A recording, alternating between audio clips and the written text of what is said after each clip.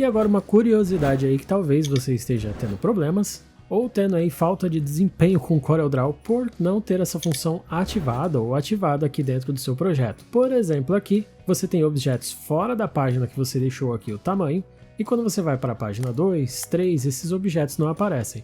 Se você quiser que esses objetos de fora da página fiquem aparecendo mesmo nas próximas páginas, tem uma função bem simples que você pode fazer para ativar ou desativar aí no CorelDRAW. Para ativar ou desativar, a função fica aqui nesse seguinte menu. Você vai vir aqui em Objeto, depois vai clicar aqui em Objetos, e aí aqui em Objetos, à direita, ele vai habilitar esta opção aqui onde você pode ver todos os objetos de cada página.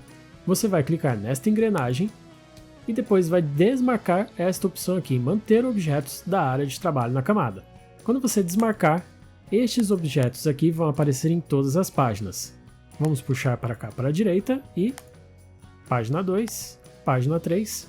Se você quiser que os objetos fiquem na página novamente, é só você remarcar a caixa. Se você ficou com alguma dúvida ou tem sugestões, deixe aí abaixo nos comentários, beleza? Se você gostou do vídeo, deixe seu gostei e a sua inscrição aqui no canal. Muito obrigado e até o próximo vídeo. Tchau!